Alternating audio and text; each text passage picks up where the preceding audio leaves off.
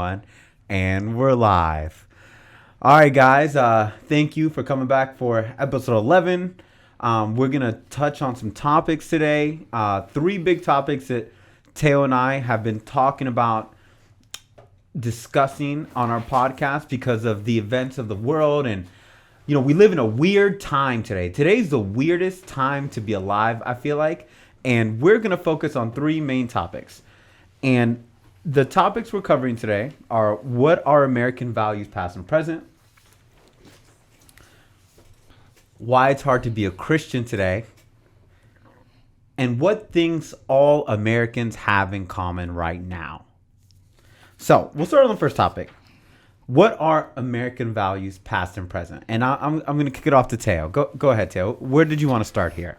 I think there's a few ways we could go through this. The way my brain works is I like to kind of break things down and really do like comparison style stuff. So I don't know how you did it, but I kind of was like thinking through it, and I was like, we said past and present. So when I started writing it out, I was thinking about it that way. And then what I saw is that it's not necessarily like completely black and white of like, okay, these were the old values, these are the new values, and they're mutually exclusive. It's kind of like there's old values, there's new values, and there's some that kind of have remained constant in there. So I have a list that says old, new, and in common, and I was kind of thinking through it, and I think that as I did that process, it really made me realize that maybe things aren't quite as different as we thought they were or thought they are, but at the same time, things are definitely changing. So I have some old ones, new ones, and ones in common. Do you want to kind of just talk about what you think the old ones are and then the new ones, and then like kind of follow that process? Or how did you do yours? Let's do it that way. Well, I had a quote to start off mine. Oh, I love a quote. Okay. I've been slacking on my quote game. Yes. But here's the sad part. I don't know who quoted it. Oh, unknown. And to be honest, I didn't quote it perfectly. I didn't quote it perfectly. It was a quote that I've heard many times. And I'm going to butcher who probably quoted this. I think it was JFK. I think it was a president, but I'm not 100% sure. You might actually know. Let's see. Don't ask what you can do for your country, but what your country can do for you. Wait, nope. Don't ask what your country can do for you, but what you can do for your country. Yeah, when you said that the first time, I was like, that sounds backwards. I got it backwards. My bad. So why don't you say it one more time? Because I know it's definitely one of two people. It's either JFK or it's Ronald Reagan.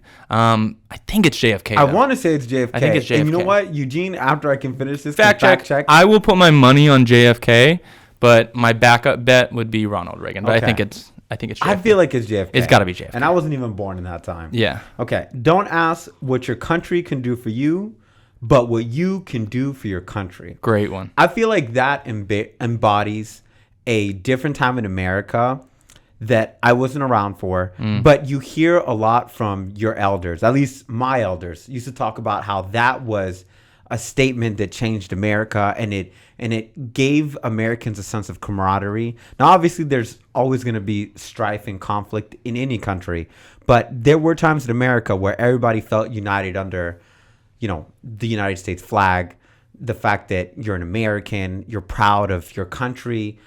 Even growing up, when I was in the 90s and then after 9/11, I felt that pride. I grew up around people who were proud to be American. I mean, personally, I'm still very proud to be an American.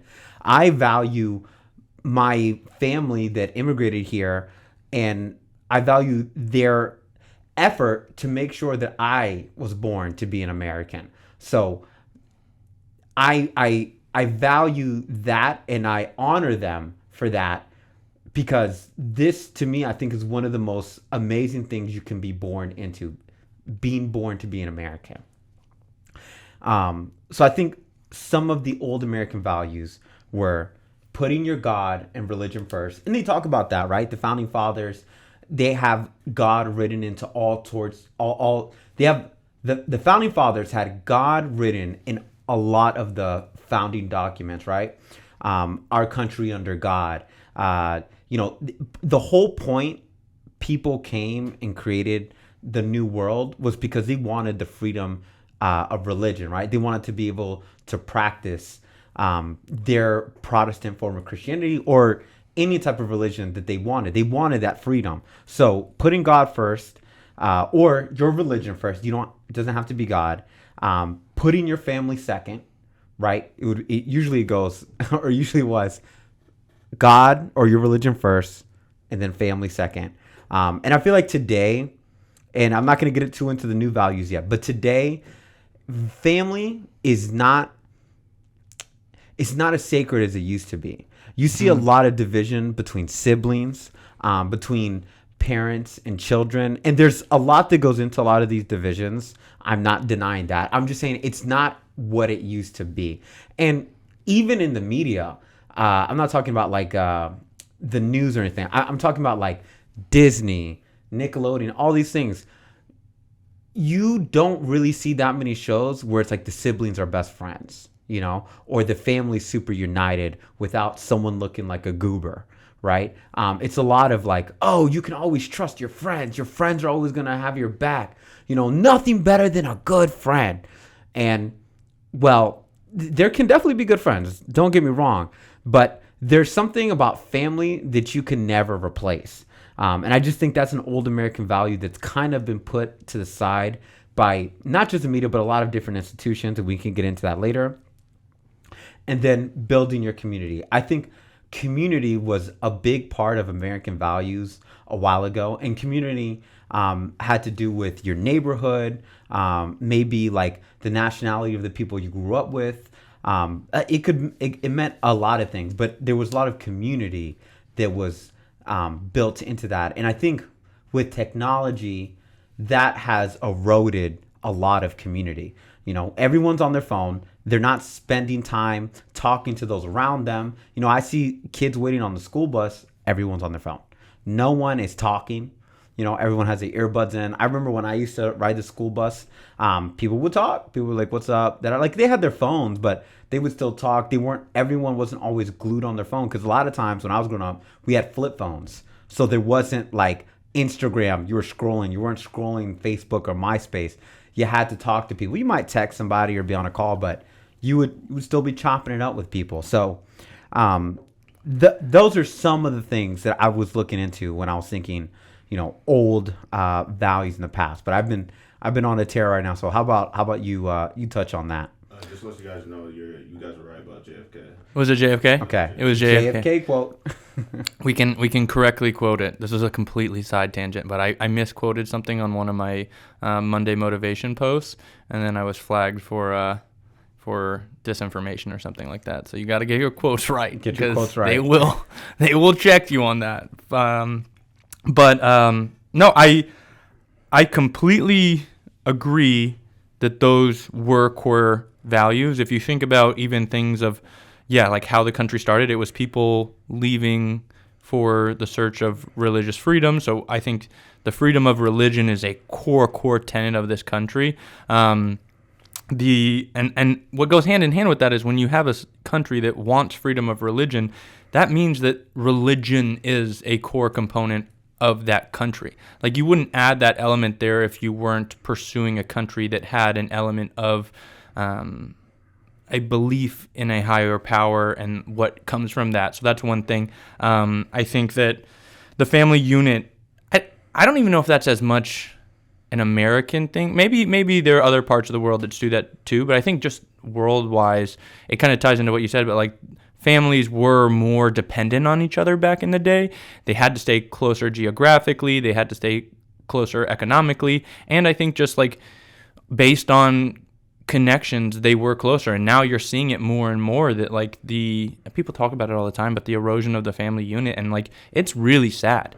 I mean, one thing we can both attest to is the fact that we're both children of single parent households, and that impacts you. And I think that that's a part of society today that, and I don't want to jump ahead too, but like that, your siblings being as close, your family, long distance family, all of that, like the family was a big component. Like everyone was starting communities, so your community was important. I mean, there was definitely ranchers out there, but other than that, like your community was part of it. And I agree with all those, and I think there was just a few other things that were like ideological things that were the foundation of how this country was started. So things like you just worked hard. We've touched upon this before too, but like if you came here, it was with the expectation that you were going to work hard. And I truly believe that was an American characteristic was like, you're a hard worker in America. Like, you're gritty, you get it done. I think that individualism is something unique. A lot of the other ones we talked about, I don't know if those are as unique of American things, like the freedom of religion, but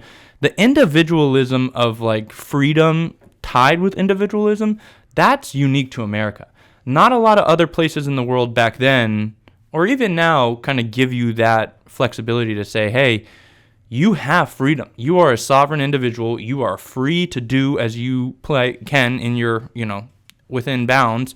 And like, you can act on what's best for you as an individual. I think ideologically, you see that popping up a lot right now. Like, should individuals have rights on certain things, or should there be more of a collectivism thought process on what's best for society? All of that. But I do think, at least at the starting point, there was an individualism, and people chose to help their communities and chose to do certain things, but you were still a sovereign individual and could do what was best for you or your family if you so elected to. And one of the big ones, I think, and this ties back into our last podcast, was like, and I think it's kind of like a synonym for the American dream, but like the equality of opportunity. Like, you always have a chance, and I think that going hand in hand with that, there was a level of like, hey, you can make it in America here, and everyone has an opportunity. Everyone has an equal opportunity, and granted, there's many things where maybe they didn't back then have that as much as now, but like, that's an American thing that like they at least preach to people. So those were kind of some other ones: hard work, competition, free enterprise, equality of opportunity, individualism, the God, family unit, those things. I think those were the good ones, but some people I want to be candid too. I didn't plan to say this, but there was also negatives of back in the day too. Like, we talk about American values, and I think we only talk about the good ones, but there were things that, were wrong with America back in the day too. So it wasn't perfect, but those were like the good ones I can point back to. There were definitely things we did wrong back in the day too as an America, as a nation, and I think that there's been improvement, which segues us over to kind of what are the American values now, because I think there are things we have definitely improved on. America as a nation has continued to develop and evolve, and I think some things they've done with our newer value system is without a doubt unequivocally better, and some things I might not agree with. But what would you say are different values from past versus present? What are some of the current values you're tracking against? Here's some of the new values. Some of the new values in America today are: make as much money as you can. How can I attract the most attention from the opposite sex, or whatever sex you're into, right? How can I increase the amount of likes on my post, whether that's Instagram, Twitter, whatever people, TikTok, whatever it is. It's a high level of individualism I don't think we've ever seen. The things of and almost, I see a new American value of almost like crapping on the old American values. There's a lot of hate on the American past, right? And obviously, like we mentioned, America's done a lot wrong, but it has also paved the way for so much good that has happened, not just in America, but around the world. And obviously, America has created issues across the world as well. Good and bad. It's not a perfect... I think the people who say it's a perfect place are ignorant as well. America is a uniquely great country that without a doubt has problems of the past too. And I think some people who ignored that are ignoring a big component. Because if you only act like America was perfect all the time, you look like you're not giving a full story or a full picture of what America is. And to me, I think that does it a disservice. Sometimes you got to call a spade and say, hey, we were wrong here. These were good. These were bad. And it's possible that both happened. It wasn't perfect, but it also wasn't the worst place in the world. It was a pretty damn good country. It worked and has continued to work in the pursuit of becoming a better country. So anyway, yeah. Yeah.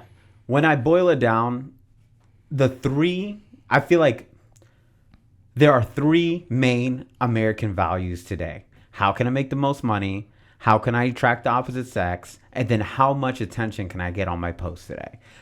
Sometimes it feels like those are some of the new top three American values, because that's what I see perpetually. And it doesn't have to, like I said, doesn't have to be the opposite sex. It could be sex in general. But that is what I see perpetually put up on the internet that's just pushed on. I feel like young adults and even teenagers, right? And this is in every industry. We're talking about news, like the amount of news that's centered around those three things, whether it's social, money, attractiveness, all the things. Those are the three things that I see constantly. It's cycled around in every outlet, whether it's media and television, media in the news. I mean, just pick any type of media outlet. That's kind of what you see. Those are the things that I feel like are being pushed onto our phones and everything that has a black mirror, you know? Yes, and I think that... So I think there's not just bad things. And I'm not trying to play both sides of everything, but I would agree with you because I think it's interesting because I mentioned individualism at the beginning, and you're kind of touching on a new version of individualism where it's something where back in the day you were looking out for yourself and your family to an extent, but it was also kind of like you said at the quote, ask not what your country can do for you, but what you could do for your country. So you were a sovereign individual who was working towards a collective goal, as opposed to now where I think the individualism is self-serving a lot more too, where it's like, how can you're a sovereign individual looking for the most attention possible, the most money possible, all of that just for you. I think it's missing, today we're missing a piece that talks about hey, if you're going to make a lot of money, that's great. America gives you the opportunity for it. But where's your heart? Are you going to do something good with that or bad with it? Or hey, you are in a place where you can get a lot of attention, but what are you using your voice for? And I think back in the day, the values may not have shifted as much, but there was a morality to the country that everyone operated under, and we're getting away from that. We're now you can have the same value, but if it's not, one's not morally backed in the versus the other, you can have different outcomes from your results, even with the same values on certain things. America is still about freedom. I think that generally speaking, America, both sides are saying, hey, America stands for freedom, but it's freedom to do what? Freedom to do something that's going to be self-serving, or freedom to do something where there's not, a government imposing on you, so where you can create a community that's good for you and everyone around you. And I think that's the shift, is there's old values, new values. I think people, focus on different things now, but what's behind those values is disintegrating too. So it's not just that the values are changing, it's the people, their motivating factors, their morality, their driving forces. Those things are very selfish right now, and it's not thinking as much about others. It's how can I serve myself best selfishly, if that makes any sense at all. Yeah, it makes sense. But I also think there's a big disparity in these values, and it kind of, I feel like, shocks generations. I'm sure this has been a problem. Every generation complains about the generation behind them or the generation above them. But I feel like because we're seeing this happen right now, and we're between the generation of our parents and then the generation of 20-year-olds, we're kind of like, whoa, what a big gap. Yeah. Right? I'll give you that for sure. Families split easier than ever before. People talk about no-fault divorces and how that's impacted families, nowadays, divorce is no big deal. I remember seeing a statistic that I think it was the 60s or the 50s, people growing up in a divorced single mom household or a single dad household was less than 10%. And I think at this point it's 50%. It's a crazy amount. I wouldn't be surprised if it's over 50. It might be over 50, but I remember at one point... Been 50 in my mind for a long time, but it's definitely trending higher, yeah. So it might be past 50. Well, Eugene, you can double check us on that. Can you look up 2022 or 2023 U.S. divorce rate? I'm very interested to see if it's past the 50 threshold. Yeah, well, the thing is, that's not ideal. It's much easier to raise children with two people. I mean, it's basic statistics. Would you rather have two parents or one? Yeah. I know for my mom growing up, it was hard to give not just me attention, but also provide for me and be there for all of the, tough talks. And, it's hard for two parents.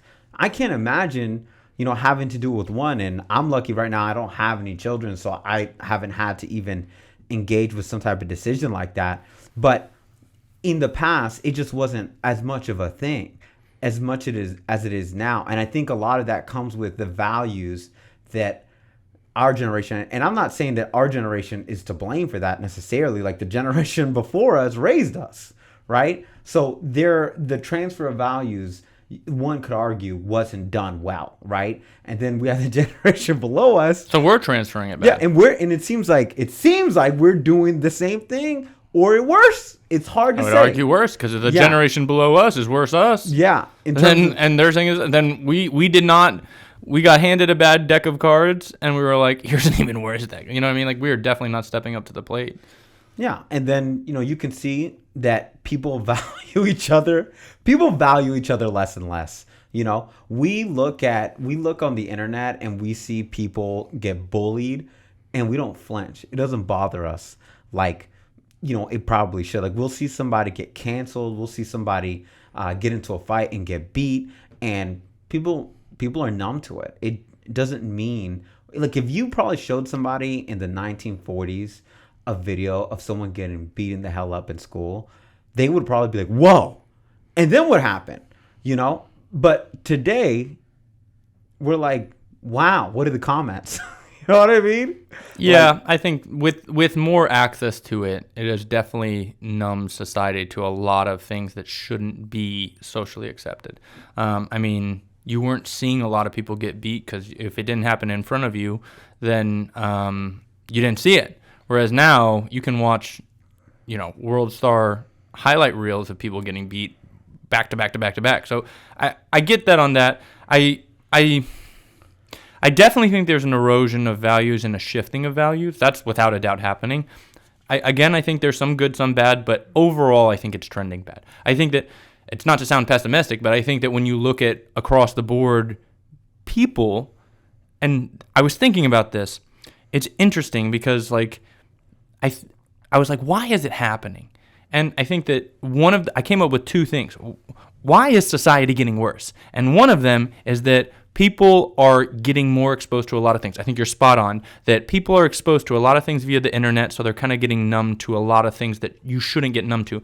But the other one is I think that one of the biggest factors is that society, if you have a morality code and if you follow kind of a moral framework, there's right and wrong.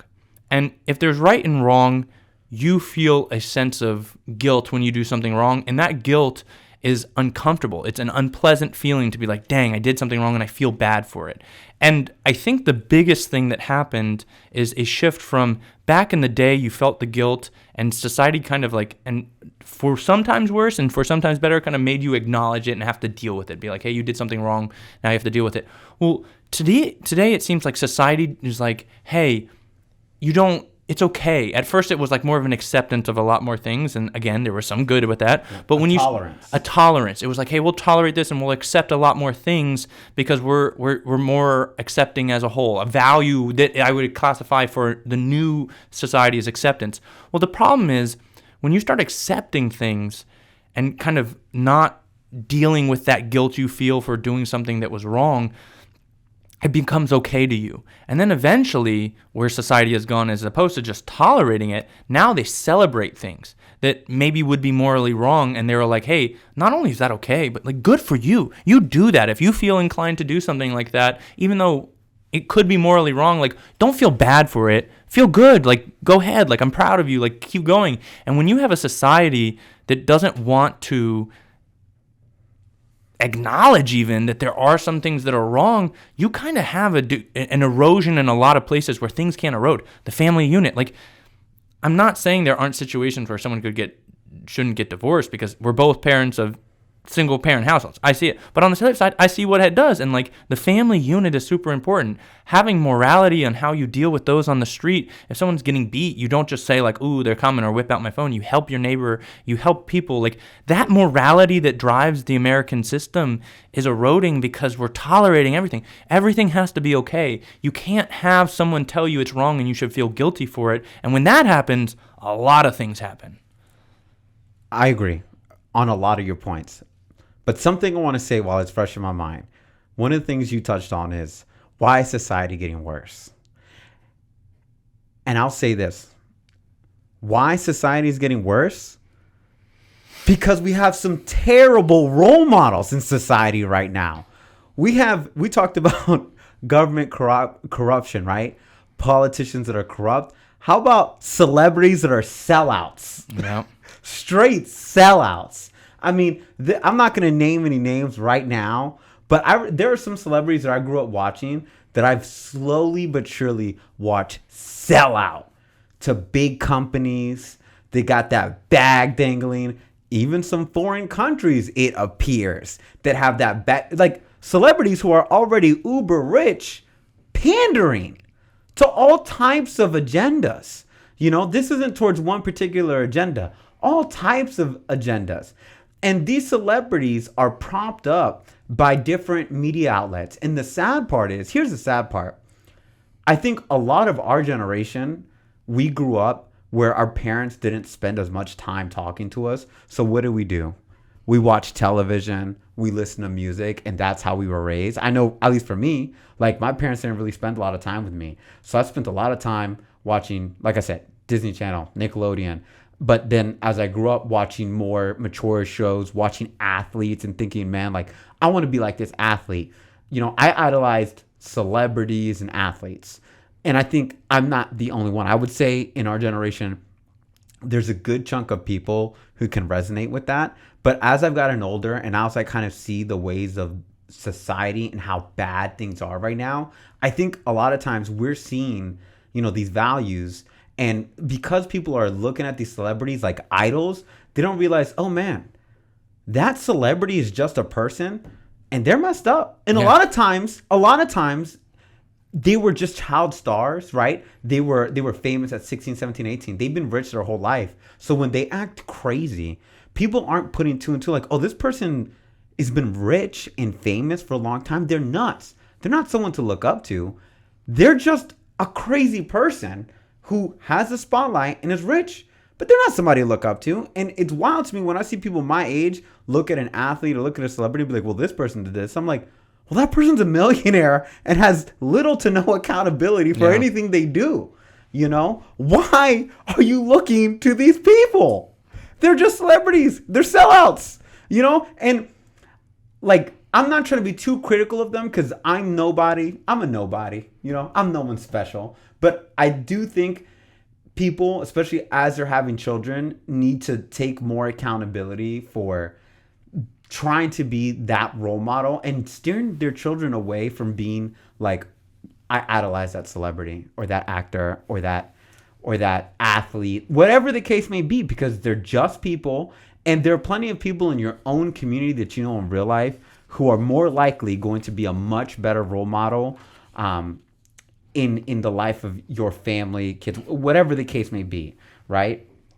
So people, people, and I think this is part of why, you know, youth also have an issue with authority, right? Because they almost feel like their authority is the things that they're seeing on the media, right? Not necessarily like their teacher or, you know, their parent or maybe, you know, some type of individual in their life that is supposed to have some type of authority. They're like, well, I listen to this, I watch that. Like, you know, the kids that I see, they're hella rebellious. I mean, look at all of these Netflix and HBO shows where you see just a lot of rebellious kid shows.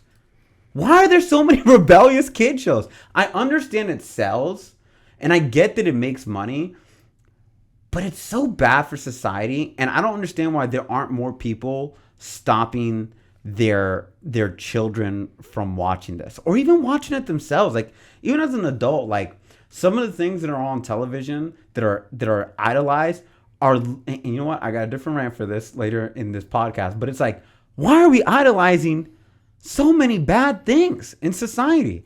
It's crazy. We idolize so many bad things, and then we're like, why are people acting up?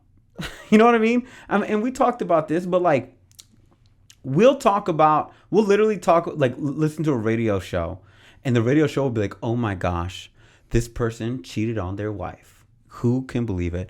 play song about cheating on their wife, like immediately Yeah. after talking about Yeah. that, and then be like, and then they'll come back and they'll be like, so anyways, about that person cheating on their wife, which is terrible. I don't condone that. Right after playing a song about a guy who cheats on his wife with 3 other women, and then they're literally asking the question, why is this happening? And it's like, not just this in music, it's in television shows. Like, there's a certain artist right now who just got cheated on, and people are making jokes about it, and that's a sad thing, because it's not the first time it's happened. It's happened a lot of times. That shouldn't be something that's, no one should ever be looking at the situation and be like, man, like, I resonate with that. I think that's really cool. I think that's whatever. Like, that's a lame situation. These aren't things that should be hyped up. These are things that we should be trying to not glorify in this society. And you've seen that change a lot. I think there's no way. In my lifespan, the difference from when I was a kid, what was allowed on television, on radio, all of that, like it was like people were, it was like almost the transitionary time where it was like people were starting to try to push the envelope of more and more and more and more that would get allowed in. And the truth of the matter is, it's not been an overnight process. Like, this has been happening for years where they have been pushing, and I don't know who they are, but there's been a push to have that type of content. Like I said, it's kind of like a process. It was like, it was wrong and people were against it. Then it was like, oh, okay, you got to like tolerate it, then you got to accept it, and then you got to celebrate it, and like then everyone's idolizing it. Like, it really was, it almost feels like it was like methodical on how this stuff has entered into our lives, where like it wasn't always like this. There wasn't always this world we're in right now where you're like literally inundated in every aspect of your life by things that I think are just wrong. Like, what scares me the most, and this should scare you too out there, is that Americans no longer want to acknowledge that there's right and wrong in a lot of things. Like, when you look around and you're looking at different topics, people are constantly pushing that this is okay and this is okay and this is okay. And like, no one's putting a line in the sand as to what is right and what is wrong. And then there's a lot of things happening and we're like, well, how did this happen? Or how did we get to this place? Well, it's because no one took a stand at the beginning, and now you're seeing the results of it amplified or in mass. Like, it wasn't always like this. There weren't all these things that are happening in today's society where we're like, this is weird, this is messed up. Like, if you don't acknowledge there's right and wrong in the country, and you don't want to map out where your line in the sand is, like I said earlier, well, then other people will always push the envelope. And I don't know who those groups are or what their motivating factors are, but if you allow everything to be just okay, well, then you deal with a super wide range of stuff, and it impacts people. There's direct impacts on people's life, and it's not for the better all the time. It's not gracious of us to say everything's okay. Some things are wrong, and it's okay to say they're wrong. I feel that. So, to wrap up, do you have anything else to put on American value, past and present? No, I think that it's definitely different than it was. America's value system has shifted. There's some that's for the better, some that's for the worse, but overall, I wish people would just look at it and say, having a value system in the first place and knowing what those are, we all as Americans should have an agreement on some pretty core ones, and it seems like those are starting to erode little by little, or lot by lot. Wonderful. Next topic. Well, what? Just to let you guys know about the divorce rate. Oh, yeah, the final round on that. Yeah, so first marriages still end in approximately 35 to 50%, but the second marriage is it ends in like 60 and 70% of the time they get divorced. So first marriages have a 35% divorce rate, 35 to 50, and then the second marriage is how much? 60 to 70. So that's probably why the numbers get skewed too, is because there's a lot of, like, you've heard about them too, people who get 3, 4, 5 spouses and they're divorcing them all. So I think that's jacking up the numbers. But even so, the first divorce rate, like, I just truly believe it. The family unit is after God, the most important thing. Like, if you don't have a strong family unit, you're going to be impacted one way or the other. And I talk about it for myself. I was raised in a single parent household. I understand that there are roles for both sides, and you need both of them in your life. And when you only have one parent, it impacts you. And it's a value system that has eroded. It wasn't always this high. So that leads us into the next topic. Why is it hard to be a Christian today? Wow. I'm so happy we're talking about this. And like, we were mentioning this before, but talk to me about your experience. But my experience is it's been different being a Christian. I've been a Christian my whole life, and I'm proud to say I'm a Christian. My faith is one of my most important things to me. But I will candidly admit there were times where I was not comfortable just like proclamating my faith. Like, I would never deny my faith if someone asked me, but it just felt like if it was just like, oh, you're a Christian, like people would just look at you different or whatever. And I think that society is trending more that way. If anything, they're kind of Christianity, for whatever reason, seems to be the most ridiculed religion in the world right now, in my opinion. And it's partially because Christians don't seem to stand on their faith anymore. They are either embarrassed or they don't want to like push their religion on other people or any of that. And I think everyone has their own religious experience. But if you're a Christian, it's nothing to be embarrassed of, and it's nothing to hide from. Like, I am a Christian, and I definitely see it why it's hard. One, because talk about the media, it's constantly ridiculed. I think people in society, because of some things that Christianity has done against itself and some things that are just the world doing it, they kind of look at you differently or ridicule you for it. It's nowadays interpreted as either like a sign of weakness or like it's just not seen as something. But for me and my faith and my religious experience, it's the most important thing to me in my life. Like, I think that having a relationship with God has been the thing that has gotten me through my toughest times in life. It's been in my most challenging times, I turn to God, and He has always been there for me. And for us to not turn around and to share that with others, as well as to just stand on it. The world doesn't celebrate Christianity, but that's no reason for us not to, if we are Christians, speak out for our religion and say, hey, these are my, talk about values. What a segue. I have a value set that is based, not my American value set, but my Christian value set is what guides me as a person. And funny enough, I do think that a lot of the American value set goes or should go hand in hand with my Christian value set. And that's why America was a great country. And there's things that you can stand on with either a Christian or an American value set that if they're interlocked, it's what made America one of the greatest countries in the world, is because there are core tenets that go with the Christian faith that, like, I think have guided me through every situation, up, down, and sideways. But that's just a quick intro. But what about you? What do you think? How are you thinking about the topic in general? It's a big thing that we're mentioning. We're Christians. Yeah. And listen, I'm no Pharisee. I'm no perfect Christian. But objectively speaking, you want to know why it's hard to be a Christian today? I'll tell you. The values of Christianity in society don't align at all. Current society does not line up with Christian values whatsoever. To society today, they feel like if you're a Christian and you abide by your values as a Christian, you're a clown, right? Or sometimes you're a bigot, or sometimes you're somebody who's judgy or uppity. And it's funny because a lot of times that's not the case at all. Although there are definitely Christians who give Christians a bad name because they can be like kind of, nose in the air. And they didn't get that stereotype for no reason. Right. So, but all in all the values that are glorified today, they're all things that break the 10 Commandments, literally. Like, how many shows are about fornication? Like, literally, that is the premise of the show, right? Some form of fornication, whether it's premarital sex or cheating on your spouse or thinking about cheating on your spouse, right? Like, almost all adult television shows have that component. Yeah, you know what? It'd be harder to find a show that doesn't have that component, yeah. Right? That's like, it's huge. It's huge, right? How many shows are about murder? A lot. And that's one of the big ones, right? God doesn't like murder. Yeah.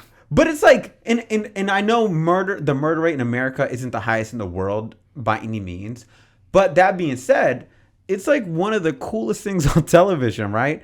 I mean, think about Game of Thrones. How much murder is in Game of Thrones? One of the biggest, television shows right now. What's the biggest television show right now? Right now, I couldn't even tell you. I don't really watch TV as much. Well, think about Sopranos. Lots of fornication, lots of Yeah. murder, and I like the Sopranos. I love Sopranos. Yeah. Right? They did a lot of that. Yeah, and they do a great job of making these shows that are counterintuitive to our Christian values so You appealing. root for them as they do Oh yeah. bad acts. Oh yeah. They're good at that. And if you're a Christian, that's the devil. That's the devil finding a way to seduce us away from the Bible, Christian principles, all those things. Like, would I watch The Sopranos with Jesus? Probably not. Like, if Jesus came to my house, say, hey, what you want to watch?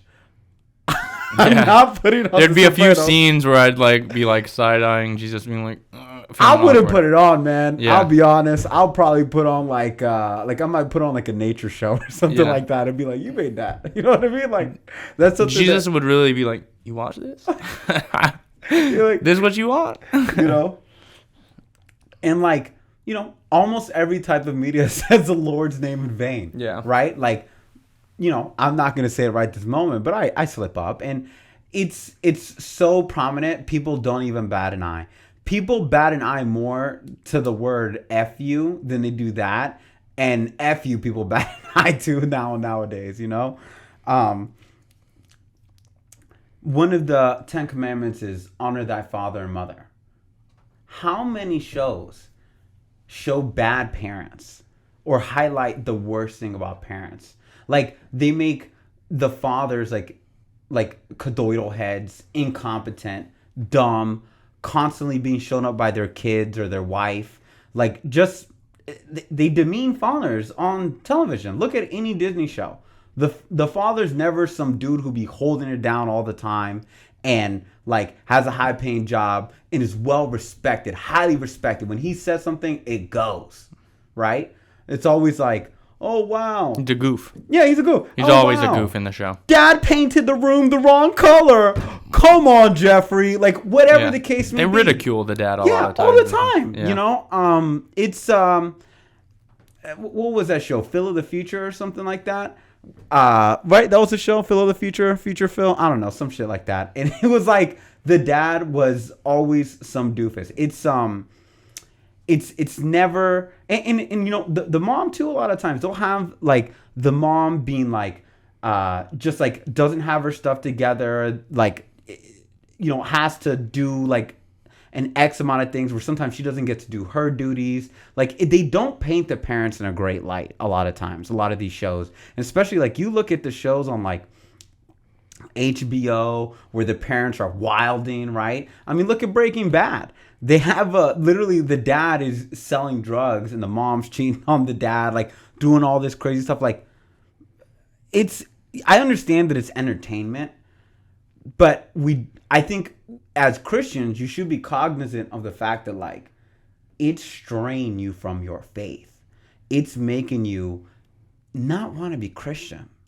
And that's done intentionally. And then I will even say like even commercials do this. I was just watching a commercial where like, what's that one commercial? It's like, what about da-da-da, why not both? Like something with like the chips or something. Screw it, whatever. It doesn't matter. Even the commercials crap on parents. Like every side of it. And then I would say the media is constantly propping up people who lie. Like lying is cool, right? Like how many of the main characters in the show, he's a slick liar. He gets his way because he finesses. Like lying is a straight up sin in the Bible. And lying is a huge part of television shows. It's a huge part of music, right? How many people do we know who they sing songs, but a lot of their songs we know they're lies. Or, the main character of a show, like look at Suits. That's like one of the biggest shows on Netflix right now. It's literally based on a lie where a guy's lying about going to law school, right? And things like that. It makes it seem like, well, if you can fake it till you make it, it's all good, baby. Don't worry about it. All of these things like anything that's breaking the Ten Commandments, that is what's on the media. And then because we're generationally after generationally after generationally watching this stuff, then you wonder why, as an adult or even like an older person, their strong values have slowly eroded, and they're a completely different person than what they were raised on, or even more what their grandparents were raised on, right? Because we're supposed to be instilling our values onto our children and our children's children. But with the current structure of society and the way it doesn't align with Christian values, it shouldn't be a shock that this is happening, that there's this disconnect, right? And I look at, and I'll even look at myself, like, I watch things on television, and sometimes I'm like, man, why am I watching this? This is bad, you know? Like, what was that show that we started watching a show? I'm not gonna say the name of it, where it was so. Oh, why did you not say it? It was the new Game of Thrones. All right, so it was the new Game of Thrones. What was that called? The new Game I of don't Thrones. know. It was called like House of Targaryen or something. I was like, it got House too far. of Dragons. House of Dragons. It got too far for me. I'll put it out there. I'm not scared to say that. House of Dragons was weird. They Yes. had cousins having sex. To me, weird. Shouldn't be on TV. Shouldn't be something we're all like, ooh, this is exciting. This is juicy drama. They have cousins in their family having sex. That's weird. Yeah. Weird. I don't want to watch it. Yeah. It makes me uncomfortable. If anyone has a problem with me saying that, I'm okay with that. Like, Yeah. Well, the other thing is the original Game of Thrones had that too. Yeah. But that should have bothered us. They had brother and sister. That should have bothered yeah. us. But why doesn't it bother people today? I don't know. Why doesn't it bother people because today? it's like you said, it's a shifting value system, but it's also like I said earlier, there is a process for how people get to the point where it's okay. It wasn't okay. They didn't have Game of Thrones back in the day because Game of Thrones would have been too much. But they had this show and this show and this show, and over time each show is introduced a little bit more and a little bit more, and then you end up in a show where you have people having inter-family sex, and it's like, it's entertaining. I'll keep watching it. Like, for most people, that should just be an uncomfortable thing and being like, not really something I'm aligned with, and it makes me not really comfortable with it. And I watched Game of Thrones. It got me too. I'm not trying to be on that Christian conversation, that holier than thou, like, oh, no one. I watched it. It was entertaining. It was a super entertaining show. But at the same time, if you take a step back, you're like, what am I watching, and why is this like so drawing me? Why am I so appealed to this? And the House of Dragons was so bad. It First got of all, me. it was just. It wasn't as well produced. It was not as yeah. good in general, but I think it was like a uncle and his niece, and the niece was young. I'm like, yo, why are so many people into this? This is wild.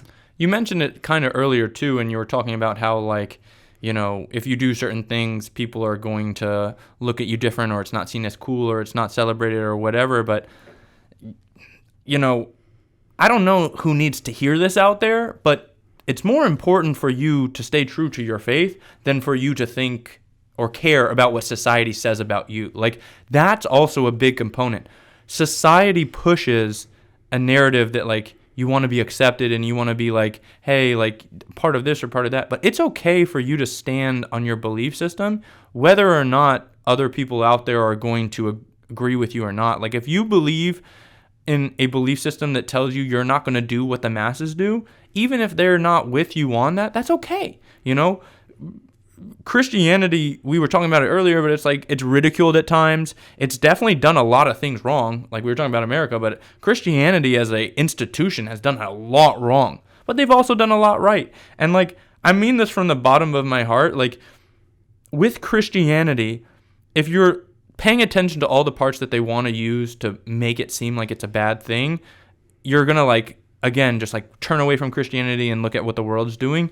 But like, you mentioned it yourself, and I am glad you did, the 10 Commandments. Like, who's really disagreeing with those value systems? If you have any issue with the 10 Commandments, what part of that is not alignment with yours? Like you said, I think murder, like, thou shalt not murder. We should all be on the same page about that. Thou shalt not covet thy neighbor's wife. Like, you shouldn't be looking at, a married woman and trying to break up a family unit. Honor your father and mother. Don't steal.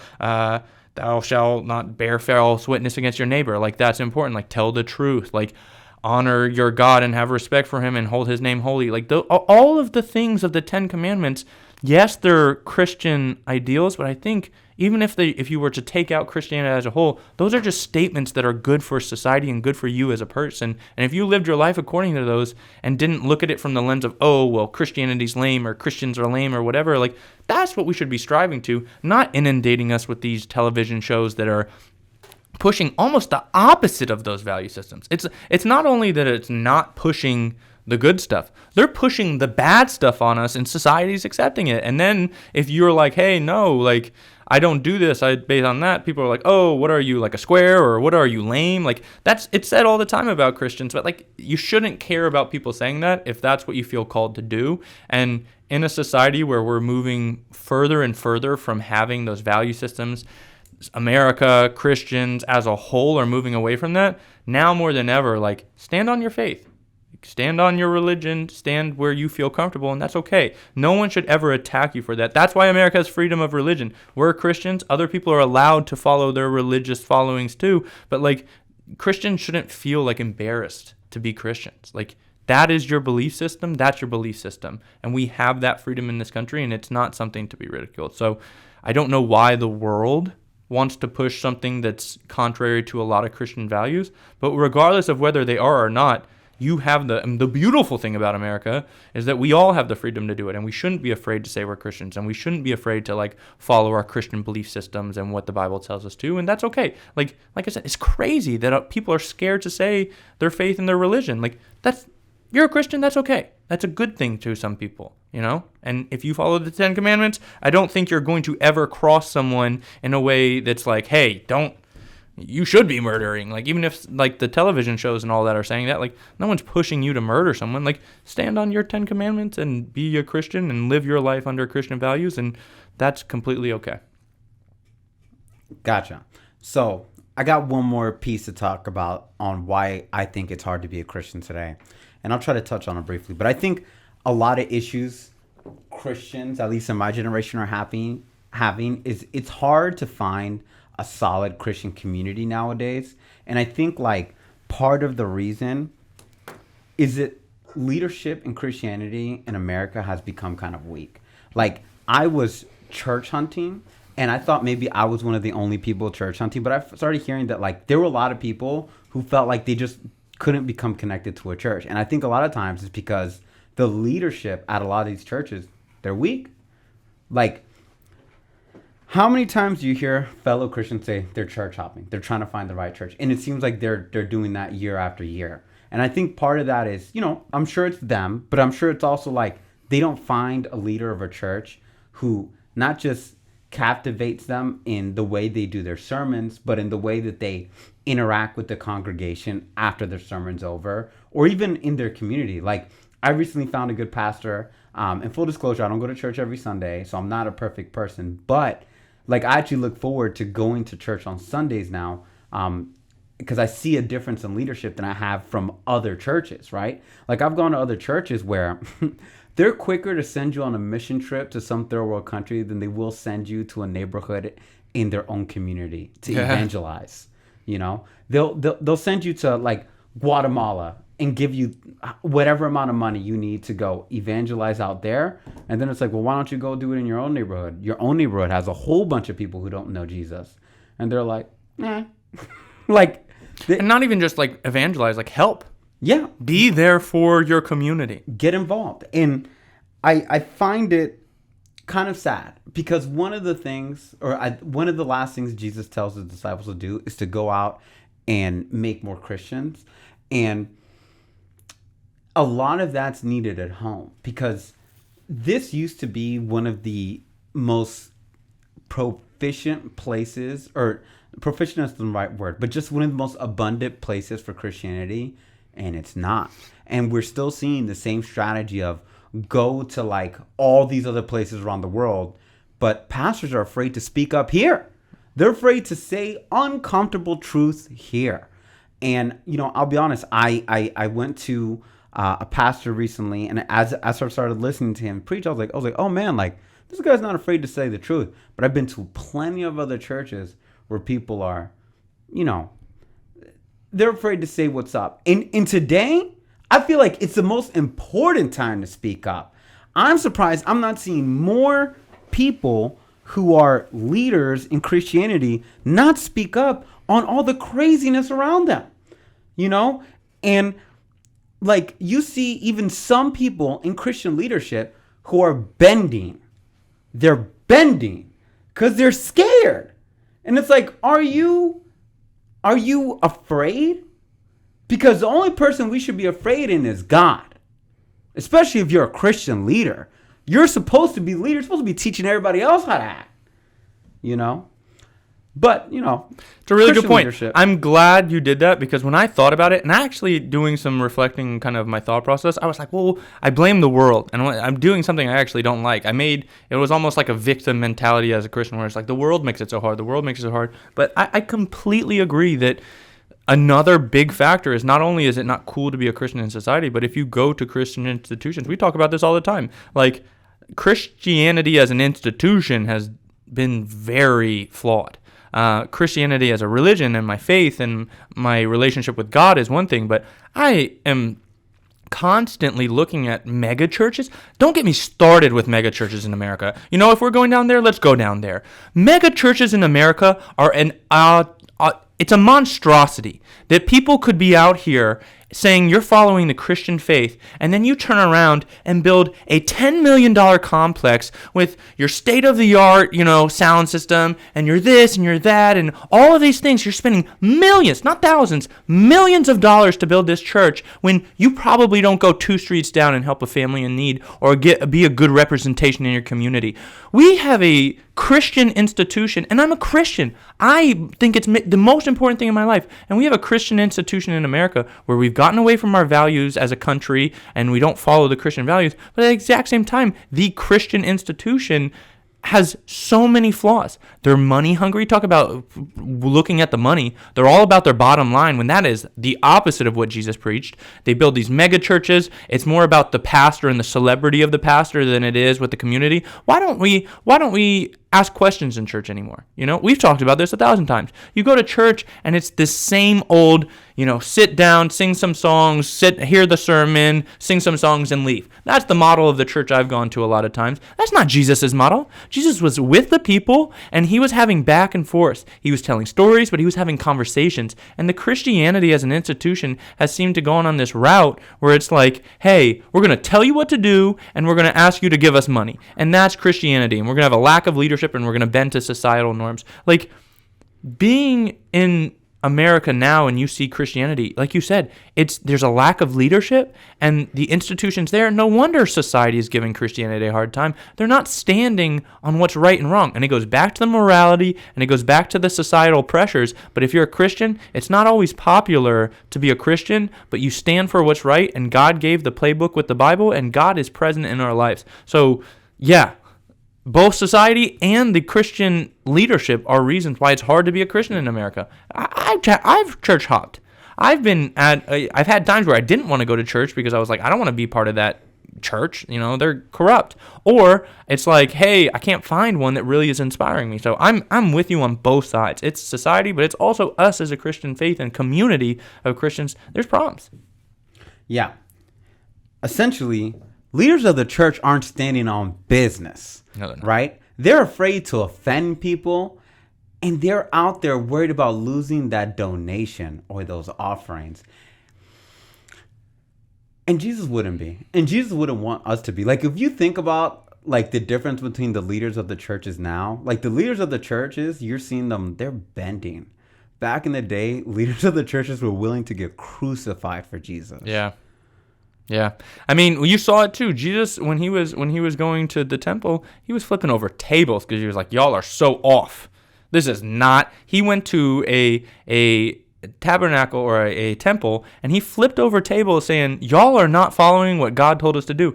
I bet if Jesus came back now and saw some churches, he'd be flipping over tables just as much, if not more, breaking sound systems and HD TVs and all that. And he's like, this isn't the message. You know what I mean? God gave us the message, and this ain't it. And we ask, why is it so hard to be a Christian? Yeah. Yeah, literally, we're like, why is it so hard? Why can't? Come on, guys, we know this. Like, I don't know. It's sad at times because I wish there was a strong Christian community, and it seems like, again, the trend is going against it. But if nothing else, I still, from the bottom of my heart, believe that we all, as individuals, need to make a stand as to what is your faith and what is your religion. Or are you going to try your best? Even though we're all flawed, we all sin, we all make mistakes, are you constantly in pursuit of trying to have the strongest relationship with God and follow, Christianity the closest you can? Because, again, going back to the Ten Commandments, I don't think there's a thing in there that people agree with or disagree with, whether you're religious or not, and we should all be striving for those things. I agree. And it should tie into the American value system. I do. And we're going to wrap it up today with what all Americans have in common right now. Yeah. And I think that's an important one, only because,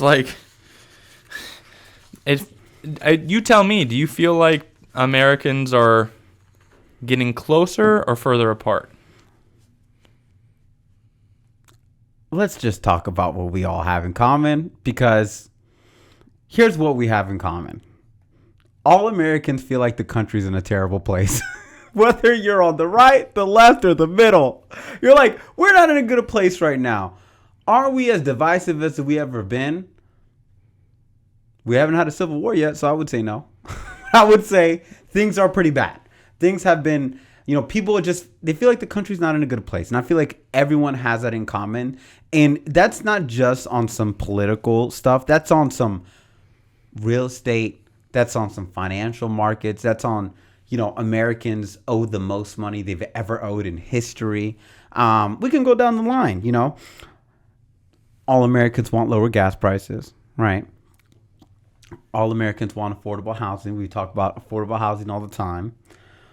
All Americans want to feel, they do feel like job wages are lower, and the prices of the goods and services they're getting are of a lower quality as well, right? So they're paying more than they ever did, and the stuff they're getting is shit. Look at our food. Yeah. Everybody's complaining about how all this processed food is making us overweight, feel terrible, unhealthy. Every other day you hear about how some food we've been eating for 10 years is linked to cancer. What is up with that? It's almost feels conspiratorial, right? Like someone's trying to mess with us. But that's a conversation for a different day. All Americans feel like they're underserved by their government. Yeah. All Americans feel like they're underserved by the government. Whether they're someone on the more liberal side who wants free healthcare, or someone who's on the conservative side and wants more rights, right? Or more freedom, right? Someone on the right side who wants more freedom. Everyone feels underserved. The government can make anyone happy, right? And that's, it's funny. I'm saying that's what all Americans have in common. I actually think that one, the whole world has in common. I don't think there's anywhere in the world where citizens are at where they feel like their government is serving them correctly, except North Korea. I heard they have the happiest people ever. Americans feel like we need to adapt technology, AI, blockchain, and automation, or they feel like they're going to become obsolete. I'm going to push back. I don't agree. I don't think all Americans feel that way. You don't think all Americans feel like there's a chance they're going to lose their jobs to some form of automation or AI? No, I think there are some Americans that don't want to adapt that and integrate that into their lifestyle. They would be anti-technology. Okay, I'm just being honest. If you wanted a conversation back and forth, I think there are some people who are like, we shouldn't have technology at all. Well, I think that regardless of that, my point on that is that it's coming and everyone feels it. And so people are feeling like there's either going to be an adaptation to these things or there's going to be I'm getting left behind. But everyone feels it coming. Everyone feels, you're saying that everyone feels like technology. Yeah, everybody feels like they're going to need to adapt technology, like all these new technologies. I don't think everyone feels that way. Fine. Majority. Yeah, that? You can go towards majority. Your list, giving a list, and I agreed with everything you said up to there. I don't agree with that one. Okay, all right. Just debate. Keep going. That's all I got right now. That was the last one? Oh, you almost made it through the whole list, and I I disagreed at the end, but I agree with by and large all of those things. The technology thing, I think people view technology very differently. There's a whole host of people who are pro technology, kind of neutral on technology, have no idea what's going on in technology. They're for technology. They think technology should be stopped. Like I don't think technology is something that people in mass agree with on any way. I'm not saying they agree with it, but they understand they're going to have to adapt, and people But I feel don't think that. that's true. I think there are plenty of people in America who are like, I can live my life without adapting to technology. I don't think there's that many people. That's a small minority. You know people in your day-to-day life? You know people? I live in a highly... Do you know anybody? Yes, I do know people. They You don't do? live in Northern Virginia, but I know people who are moving to farms or have things like that, and they're like, yeah, I just, maybe they have a TV, or I literally know people in Northern Virginia who are like, oh, I don't really watch TV. I don't want to have that in my life, and I don't really And they're use not it. worried about AI? Nope. They're not worried about the blockchain? They don't have a smartphone. They don't have that. Like they're They're not cool worried with about automation taking their job? it. Nope. He's lying. I What is he talking about, a farmer?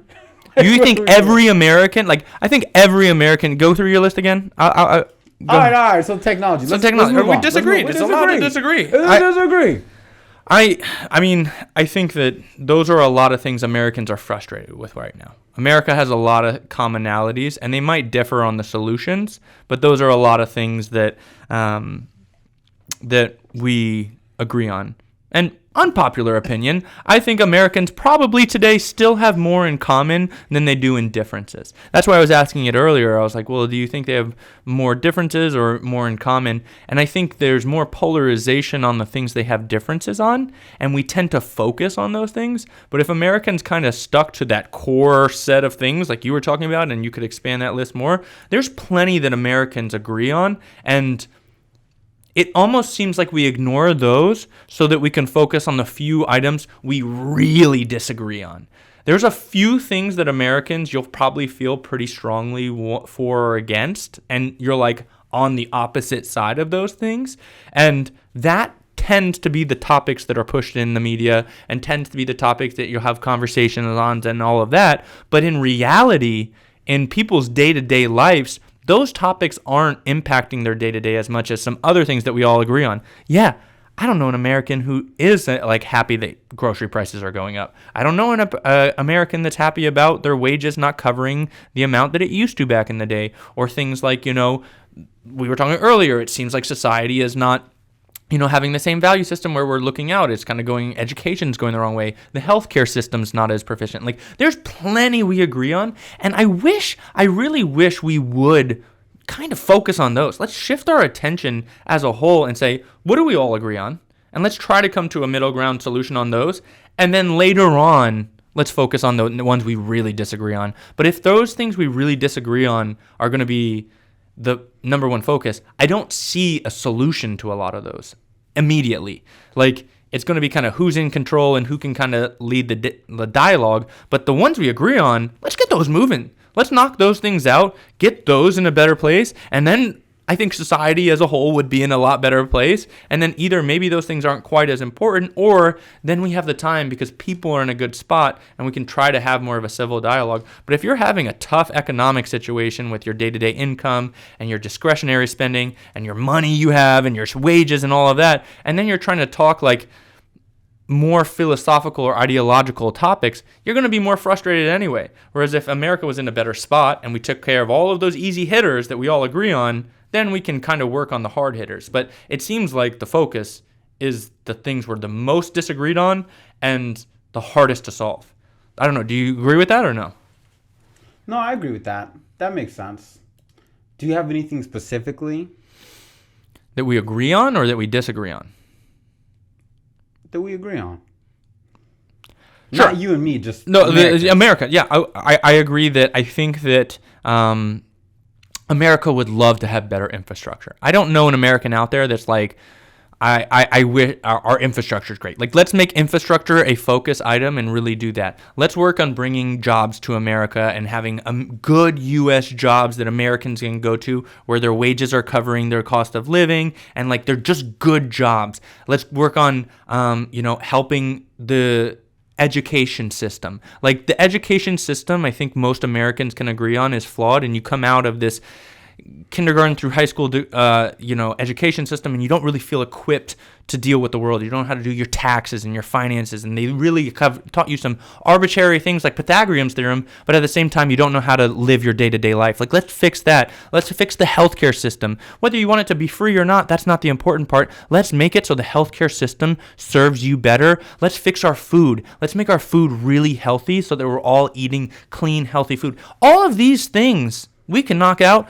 Get those going in a good spot. Let's get everyone happy with those things, and then we'll deal with the harder things. Okay. Well, you know what? I think I've touched on all the things Americans have in common right now that I can think of.